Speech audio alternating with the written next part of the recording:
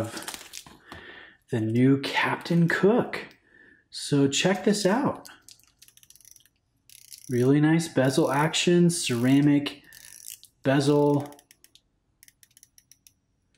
I really like that. Notice how it slopes down to that sapphire crystal in the pleasant profile, the beads of rice bracelet.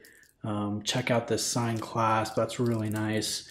We have an upgraded Eta Movement with an 80-hour power reserve, red date wheel there. This is really cool. I love the domed reflective dial, the big broad hour hand, and the rotating anchor that's in the Rado logo below the 12 o'clock position. So I'm gonna get all the plastics off. We'll get the bracelet sized up.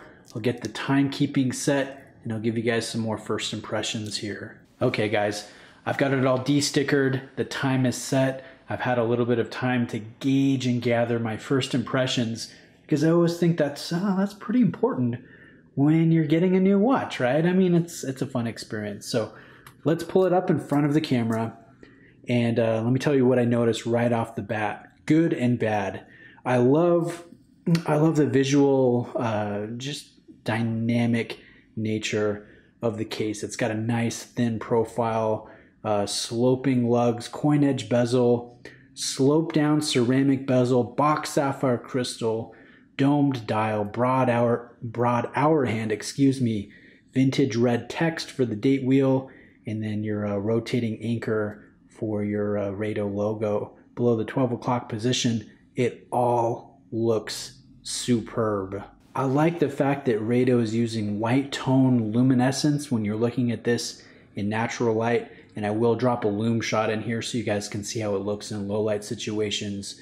I think the old radium lume, you know, I like the warm look of it.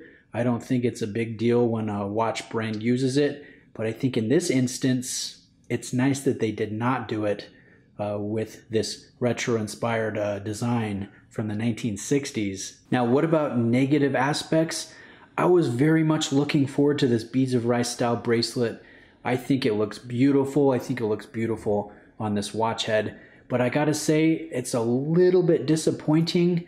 You know, it's got quite a bit of flex and play. That's natural for the style, but it's not quite as solid and well done as what I've experienced from Doxa.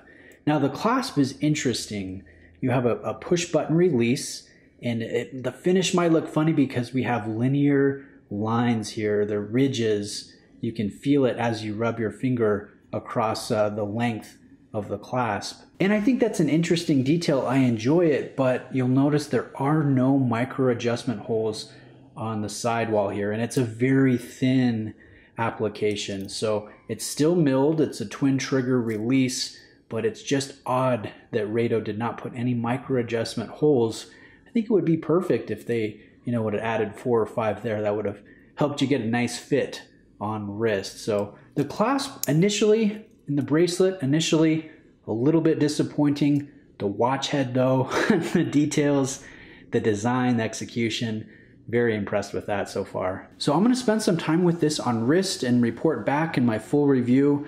I'll tell you how the upgraded Eta Movement with the 80-hour power reserve, how that is performing, the accuracy, because you know what? I'm liking what I'm seeing. Sure, there's no such thing as the perfect watch.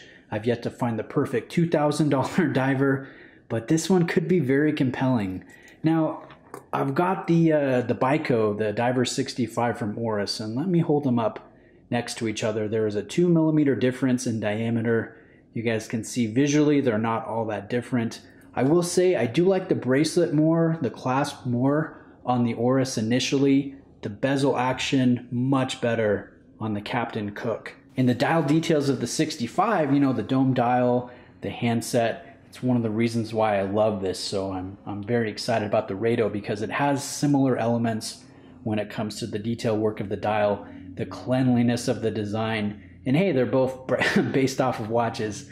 They came out in the 1960s. So I'm gonna try and get my hands on an Aquis. I ended up returning the green one that I recently purchased. I had some questions about its authenticity, but I'll see if I can get an Aquis in here, and we'll kind of do a Swiss diver battle when it comes to the best bang for buck at this kind of $1,500, $2,000 price point. I'm really excited to spend some time with the Captain Cook. It could be the best of the lot. We'll see how this goes. So guys, thanks for watching. Let me know if you have any questions, anything specific you'd love me to cover, and we'll see you guys in the next video.